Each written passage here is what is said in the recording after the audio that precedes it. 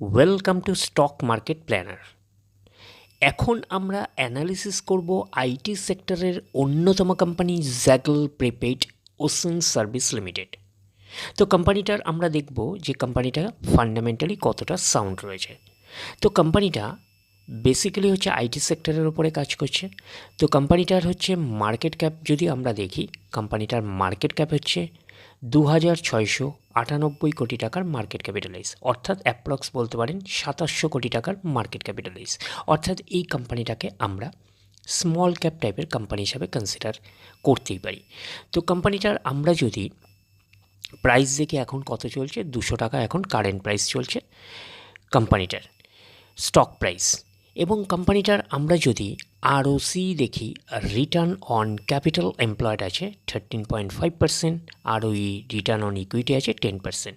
তাহলে মোটামুটিভাবে বলতে পারি আরওসি আর আরওই হচ্ছে মোটামুটি একটা ওকে টাইপের রয়েছে, আমরা এইটুখানি কনসিডার করতেই পারি।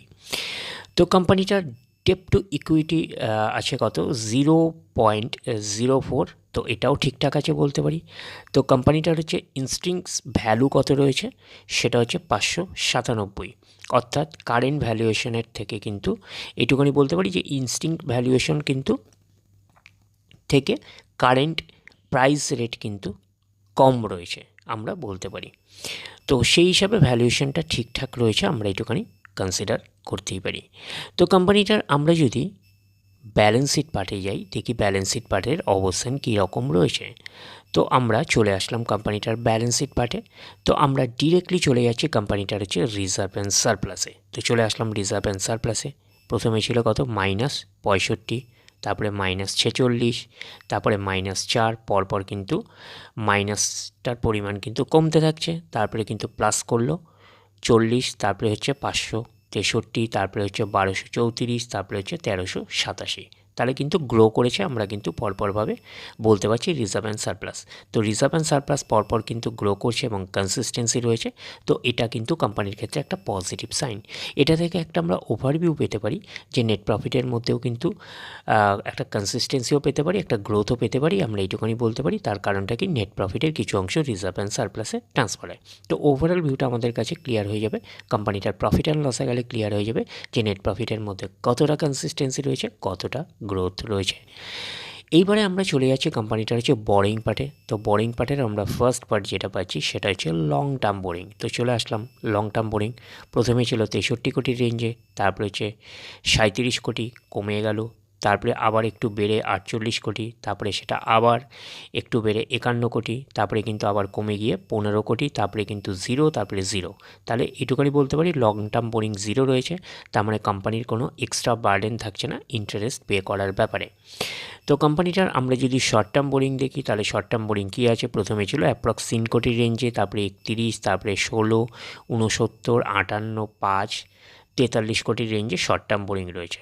তো শর্ট টার্ম বোরিং হচ্ছে ফ্ল্যাকচুয়েটিং ম্যানারে থাকে, প্রতি বছর আপস অ্যান্ড ডাউনস করে। তো শর্ট টার্ম বোরিংয়ের থেকে আমরা বেশি যেটা গুরুত্ব দিই সেটা লং টার্ম বোরিংকে। তো লং টার্ম বোরিং হচ্ছে এখন জিরো রয়েছে আমরা বলতে পারি। এইবারে আমরা চলে যাব কোম্পানিটার হচ্ছে ক্যাশ অ্যান্ড ক্যাশ ইকুইভ্যালেন্ট পার্টে, দেখব কী রকম অবস্থান রয়েছে। তো ক্যাশ অ্যান্ড ক্যাশ ইকুইভ্যালেন্ট পার্টে আমরা চলে আসলাম। প্রথমে ছিল 6, 3, 4, 23, 279, তারপরে 653, তারপরে হচ্ছে 535।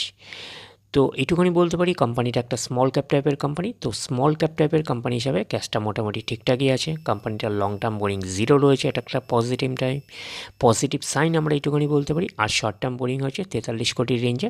তো শর্ট টার্ম বোরিং ন্যাচারাল ব্যাপার হচ্ছে, ফ্ল্যাকচুয়েটিং ম্যানারে থাকে, প্রতি বছর আপস অ্যান্ড ডাউনস করে। আর রিজার্ভ অ্যান্ড সারপ্লাস রয়েছে 1300 থেকে 1400 কোটির রেঞ্জে বলতে পারি। তো সেই হিসাবে ব্যালেন্স শিটটা ঠিকঠাক হিসাবে আমরা কনসিডার করতেই পারি, যেহেতু স্মল ক্যাপ টাইপের কোম্পানি। এইবারে চলে যাচ্ছে কোম্পানিটার হচ্ছে প্রফিট অ্যান্ড লস পার্টে। তো চলে আসলাম কোম্পানিটার প্রফিট অ্যান্ড লস পার্টে। আমরা ডিরেক্টলি চলে যাব কোম্পানিটার হচ্ছে নেট প্রফিটে, দেখব যে নেট প্রফিটের অবস্থান কীরকম রয়েছে। তো চলে আসলাম নেট প্রফিটে, 4 কোটি, তারপরে সেটা গ্রো করে 19, তারপরে 42, পরপর গ্রো করলো, তারপরে একটা ডাউন পারফরমেন্স করে 23, তারপরে আবার গ্রো করে 44, তারপরে আবার গ্রো করে 87, তারপরে আবার গ্রো করে 133, তারপরে আবার একটা ডাউন পারফরমেন্স করেছে 124, আমরা এইটুকুনি বলতে পারি। 133-এর পরে 124। তো নেট প্রফিটের মধ্যে কনসিস্টেন্সি রয়েছে, তো মাঝখানে দু একটা জায়গায় হচ্ছে একটু ব্রেক করেছে, আমরা এটুকুনি বলতে পারি। তো রিজার্ভ অ্যান্ড সারপ্লাসের মধ্যে থেকে আমরা একটা ওভারভিউ পেয়েছিলাম যে নেট প্রফিটের মধ্যে কনসিস্টেন্সি প্লাস গ্রোথ থাকার পসিবিলিটিস রয়েছে। তো এটুকুনি বলতে পারি যে নেট প্রফিটের মধ্যে গ্রোথ আছে, বাট কিছু কিছু জায়গায় কনসিস্টেন্সি ব্রেক করেছে। তো স্মল ক্যাপ টাইপের কোম্পানি হিসাবে প্রফিট অ্যান্ড লসটাকেও ঠিকঠাক হিসাবে আমরা কনসিডার করতেই পারি। এইবারে আমরা চলে যাচ্ছি কোম্পানিটার হচ্ছে শেয়ার হোল্ডিং প্যাটার্নে। তো চলে আসলাম শেয়ার হোল্ডিং প্যাটার্নে, আমরা ডিরেক্টলি চলে যাচ্ছি কোম্পানিটার হচ্ছে প্রোমোটার হোল্ডিং প্যাটার্ন। তো চলে আসলাম প্রোমোটার হোল্ডিং। প্রোমোটার মিনস হচ্ছে কোম্পানির ওনার কত পার্সেন্ট স্টেক হোল্ড করে রয়েছে, 44.30%। এফআইএস আছে, ফরেন ইনস্টিটিউশনাল ইনভেস্টার আছে 2.31%। ডিআইএস আছে, ডোমেস্টিক ইনস্টিটিউশনাল রয়েছে কত, 5.44%। আর পাবলিক রয়েছে 47.96%। তাহলে মোটামুটি বলতে পারি যে বিশেষ করে হচ্ছে প্রোমোটার আর হচ্ছে পাবলিক হোল্ডিংটাই বেশি রয়েছে, এফআইএস ডিআইএসের অবস্থান কম রয়েছে। তো মোটামুটি ঠিকঠাক হিসাবেও কনসিডার করতেই পারি যে শেয়ার হোল্ডিং প্যাটার্নটাকে। তো আমরা যদি চলে যাই কোম্পানিটার হচ্ছে পিয়ার সেগমেন্ট, দেখবো যে পিয়ার সেগমেন্ট কী আছে। পিয়ার সেগমেন্ট হচ্ছে এটা কোম্পানিটা হচ্ছে আইটি সেক্টরের একটা অন্যতম কোম্পানি হিসাবে আমরা কনসিডার করতেই পারি। তো ওভারঅল একটা ভিউ হিসাবে আমরা বলতে পারি যে কোম্পানিটার ফান্ডামেন্টালসটাকে নিয়ে অ্যানালিসিস করে একটা ওভারভিউ পেলাম যে কোম্পানিটা একটা স্মল ক্যাপ টাইপের কোম্পানি। তো স্মল ক্যাপ টাইপের কোম্পানি হিসাবে কিন্তু কোম্পানিটাকে আমরা ফান্ডামেন্টালি সাউন্ড কোম্পানি হিসাবে কিন্তু কনসিডার করতেই পারি। তো ডিরেক্টলি গিয়ে জাম্প করে বাই করবেন না, ফার্দার স্টাডি করবেন। আফটার দ্যাট হচ্ছে আপনারা ডিসাইড করবেন এই স্টকটা বাই করবেন কি করবেন না।